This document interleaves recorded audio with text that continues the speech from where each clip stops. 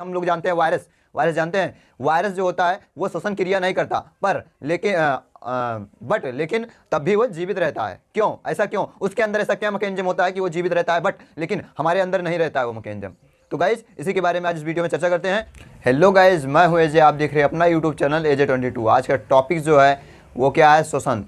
तो देखिए गाइज, श्वसन में हमने कई सारे चैप्टर मतलब कई सारे पार्ट हमने पढ़ा दिए हैं, जैसे श्वसन क्रिया कैसे होती है, फेफड़े में कहाँ से श्वसन होता है, और जब हवा हम ऑक्सीजन फेफड़े में खींचते हैं तो उसके बाद खून में जो है ऑक्सीजन कैसे मिलती है, और जो है हमारा जो मतलब श्वसन लेते हैं, सांस लेते हैं, गैस अपने अंदर खींचते हैं, उससे ऑक्सीजन को कैसे छांटा जाता है, ये सब चीज़ें हमने बता दिया था।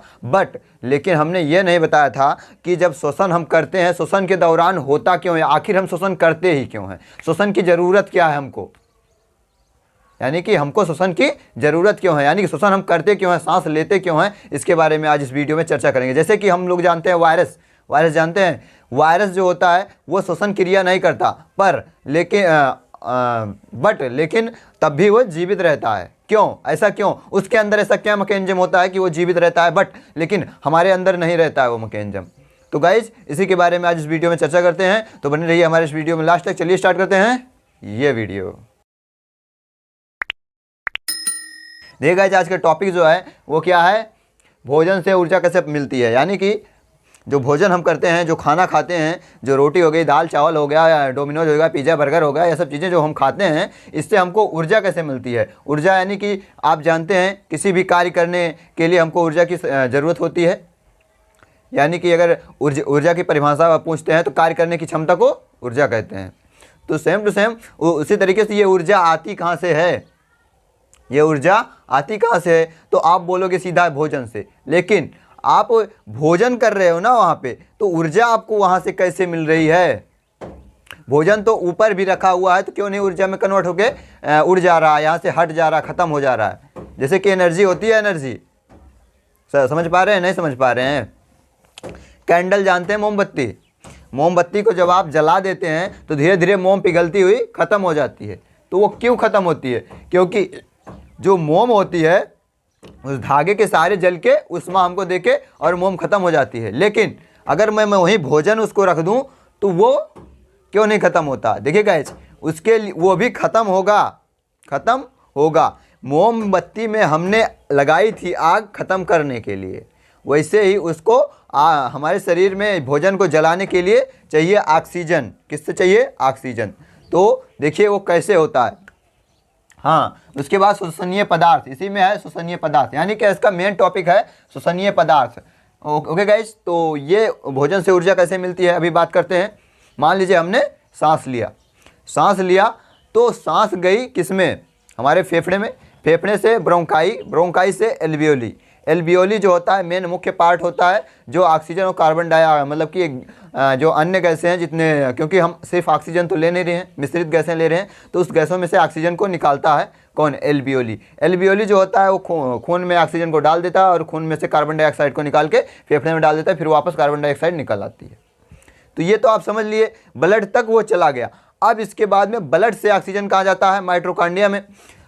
माइटोकॉन्ड्रिया कहाँ पाई जाती है? हमारे बॉडी के हर एक अंग में, क्योंकि आप सीधा बोल सकते हैं हर एक कोशिका में, हर एक टिश्यूज में, टिश्यू तो तक हो जाएगा, सेल, हर एक सेल में पाई जाती है माइटोकॉन्ड्रिया। तो जो माइटोकॉन्ड्रिया होती है उसको बोलते हैं विद्युत गृह या पावर हाउस। क्या बोलते हैं? Power house. तो वो पावर हाउस किससे चलता है? इसी ऑक्सीजन से, और जो हम भोजन करते हैं उसी से। जैसे नहीं समझ में आ रहा है, लाइट बिजली घर देखे हो आप? वहाँ तो अभी बहुत कम ही देखे होगे, तो नहीं देखे हो तो इंजन देखे हो? इंजन, कोई भी इंजन, ट्रैक्टर हो गया, मोटरसाइकिल हो गया, बात करते हैं ट्रैक्टर में कैसे पूरा उसमें सब पूरा विवरण दिया रहता है। तो ट्रैक्टर में एक तरफ सलेंसर निकला रहता है, दूसरी तरफ एक ऊपर से कटोरा नुमा ऐसे बंद रहता है, जिसको बोलते हैं नाजल, नकुना जिसको बोलते हैं, जिससे सांस लेता है ट्रैक्टर। ओके, तो अब देखिए गाइज, मैं ट्रैक्टर में तेल भी डाल दूं, ओके, और इसमें सब कुछ मस्त एकदम नया ट्रैक्टर निकलवा के लाऊं, तेल भी डाल दूं, उसका जो नाजल है जिससे वो श्वसन क्रिया करता है, जिसके पास ऐसे ऐसे कटोरा ऊपर नीचे इसे बांधा रहता है, इससे श्वसन क्रिया करता है वो, उसमें से ऑक्सीजन जाती है, नीचे तेल भरा रहता है, उसके बाद में वहाँ से हवा चली जाती है अंदर तेल को जलाने के लिए। तो अगर मैं इसी को पूरा सील पैक कर दूँ, अब ट्रैक्टर स्टार्ट करूँ, स्टार्ट होगा? नहीं होगा। समझ पा रहे हैं मेरी बात को? गहराई से समझना मेरी बात को। यानी कि अगर मैं इसमें से हवा वाला कनेक्शन काट दूं, पूरे इंजन में हवा जाने का कनेक्शन काट दूं, तो क्या ट्रैक्टर स्टार्ट होगा? जबकि उसमें पूरी टंकी तेल भी भरा हूं, सब कुछ बिल मेंटेन, सिर्फ हवा वाला कनेक्शन काट रहा हूं, स्टार्ट होगा? हाँ होगा। बस कितनी देर? 2-4 सेकंड के लिए, जब तक ले उस इंजन में पहले हवा रही होगी। उसके बाद में जब वहाँ से हवा नहीं जाएगी तो इंजन अपने आप बंद हो जाएगा। क्यों बंद होगा? क्योंकि तेल को जलने के लिए, ईंधन को जलने के लिए ऑक्सीजन की ज़रूरत होती है। ओके, तो ऑक्सीजन की ज़रूरत होती है। वैसे ही हमारे शरीर में जो ट्रैक्टर का काम कर रहा है वो माइटोकॉन्ड्रिया कर रहा है। अब माइटोकॉन्ड्रिया को ऑक्सीजन की ज़रूरत है और ईंधन को ज़रूरत है, ईंधन यानी तेल की भी ज़रूरत है, तभी तो वो ऊर्जा हमको बना के देगा। तो वहाँ से अब देखिए यहीं पे चालू होता है,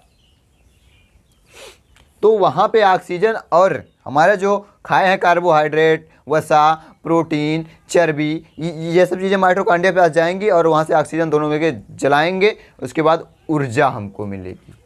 तो बात करते हैं इसी के बारे में। तो देखिए गाइस, वैसे पदार्थ जो कोशिका श्वसन के दौरान अपघटन होते हैं या टूटते हैं, ओके, और ऊर्जा प्राप्त होती है, उसे श्वसनीय पदार्थ कहते हैं। यानी कि श्वसनीय पदार्थ का परिभाषा क्या होगी? ऐसे पदार्थ, क्या? वैसे पदार्थ जो कोशिकीय श्वसन के दौरान टूटते हैं या विघटित होते हैं और हमको ऊर्जा प्राप्त होती है, ऐसे पदार्थ को श्वसनीय पदार्थ कहते हैं। ओके, अब देखिए गाइस, इसका एग्जाम्पल क्या होगा, उदाहरण क्या होगा? कार्बोहाइड्रेट, वसा, प्रोटीन। तो अब आप सोच रहे होंगे कि कार्बोहाइड्रेट तो ना हम अलग से खाते हैं, ना हम अलग से वसा किसी की चर्बी नोच के थोड़ी खाते हैं हम, ना हम कहीं से प्रोटीन लेके खाते हैं। तो ये मिलता कहाँ से है? यही 3-4 पदार्थ हैं, मुख्य पदार्थ हैं जो हमको ऊर्जा देती हैं हमारी बॉडी को। तो अब आप सोच रहे होगे मैं तो अलग अलग से खाता नहीं, तो ये मिलता कहाँ से है? देख बबुआ, ये जो कार्बोहाइड्रेट है ये मिल जाता है किससे? चावल से। किससे मिलता है? चावल से। चावल से मिल जाता है कार्बोहाइड्रेट। और जो ये वसा है, वसा मिलती है किससे? मांस, मच्छी, अंडा खाते हो, उससे भी मिलती है। अंडे में नहीं, अंडे में क्या मिलता है? प्रोटीन। और वसा मिलता है मांस वाली चीज़ों से। देखिए आप लोग बर्फ़ वाली मछली खाए होंगे, बर्फ़ वाली मछली, उसको जब बनाते हैं तो या उसमें काटते हैं तो उसमें तेल डालते हैं ना, मतलब तेल, सॉरी गाइस, उसमें को जब भूनते हैं कढ़ाई में तो उसमें से तेल निकलता है, तेल, चिपचिपा, चर्बी जिसको बोलते हैं। वो डायरेक्ट आप चर्बी खा रहे हो बड़ी मछलियों के। छोटी मछलियों के तो ऐसे कुछ नहीं रहता। ओके, तो बड़ी मछलियों के हो गया। अगर जैसे बकरा खाते होंगे तो उसमें भी चर्बी निकलती है, वो भी खाते हो आप। तो ये सब चीज़ों से हमको चर्बी मिल जा रही है। और क्या? चर्बी इन सब चीज़ों से मिलती है, दाल चावल रोटी। लेकिन ये इससे डायरेक्ट चर्बी हमको नहीं मिलती, इससे मिलता है कार्बोहाइड्रेट एंड प्रोटीन। तो ये सब चीज़ें कार्बोहाइड्रेट और प्रोटीन कन्वर्ट हो जाके फिर चर्बी में कन्वर्ट हो जाता है। कैसे? बात करते हैं कैसे, हाउ कैन दिस पॉसिबल। तो देखिए, जैसे कि हम भोजन करते हैं तो हमको क्या मिलती है? कार्बोहाइड्रेट सबसे फर्स्ट पार। उसके बाद में मान लीजिए हमारी क्षमता कितनी कैलोरी ख़त्म करने की, बर्न करने की है, तो मान लीजिए हमारी 50 किलो कैलोरी बंद जलन करने की है। मतलब कि मैं दिन भर में अपने पूरे लाइफ में क्या बोलते हैं, लाइफ नहीं, पूरे दिन में 50 किलो कैलोरी ऊर्जा ख़त्म कर देता हूँ और मैंने खाया कितना? 60 किलो कैलोरी। अब हमारे पास बची कितनी? 10 किलो कैलोरी। अब 10 किलो कैलोरी को क्या किया जाएगा? 5 किलो कैलोरी को जला दिया जाएगा। किसके द्वारा? हमारे यकृत के द्वारा।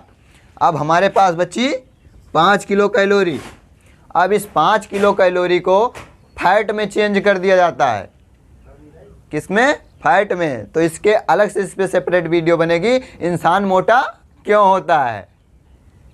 ओके, तो ये हो गई छोटी सी जानकारी किसके बारे में? श्वसनीय पदार्थ के बारे में। हाँ, एक चीज़ मैं बता दूं, इसको नोट में लिख लेना, क्योंकि नोट में जितना बताता हूँ बहुत इंपॉर्टेंट रहती है। रहता तो बड़ा सरल सा है लेकिन बहुत इंपॉर्टेंट रहती है। आंतरिक श्वसन के फलस्वरूप सांस नहीं लेते बल्कि ऊर्जा का निर्माण करते हैं। समझ में आ रहा है कुछ? यानी कि हम सांस इसलिए नहीं लेते हैं कि जीवित रहें, सांस हम इसलिए लेते हैं कि हमको ऊर्जा मिले और हम कार्य करें। जीवित रहने के लिए हम सांस नहीं लेते हैं। हाँ, लेकिन अभी आप सोचोगे तो कहीं ना कहीं जीवित रहने के लिए ही आएगा, लेकिन अगर सांस इसीलिए लिया जाता है ताकि हमें ऊर्जा मिल सके, क्योंकि हमारे बॉडी को हमेशा ऊर्जा की नीड होती है, ज़रूरत होती है। ओके, तो इसलिए हम लोग श्वसन करते हैं या सांस लेते हैं। कहीं सोचोगे डायरेक्ट आप जीने पे ही आओगे, क्यों? देखिए, हम सांस लेते हैं तो हीमोग्लोबिन में ऑक्सीजन जाती है और माइटोकॉन्ड्रिया के पास जाती है, माइटोकॉन्ड्रिया ऊर्जा देता है और हम जीवित रहते हैं। तो देखिएगा, अब उल्टा चलिए इसी से, जीवित रहने के लिए क्या चाहिए? ऊर्जा। ऊर्जा किससे मिलती है? माइटोकॉन्ड्रिया। अब माइटोकॉन्ड्रिया में को ऊर्जा कहाँ से मिलती है? ऑक्सीजन और ईंधन से। तो कहाँ पे आए हम? डायरेक्ट ऑक्सीजन पे और ईंधन पे। ईंधन यानी कि भोजन और ऑक्सीजन पे। ओके गाइज, तो ये हो गई छोटी सी जानकारी श्वसनीय पदार्थ के बारे में। तो मैं आशा करता हूँ आपको ये वीडियो अच्छा लगे। वीडियो को लाइक कर दीजिए, चैनल सब्सक्राइब, दोस्तों में शेयर। मिलते हैं नेक्स्ट वीडियो नेक्स्ट टॉपिक के साथ।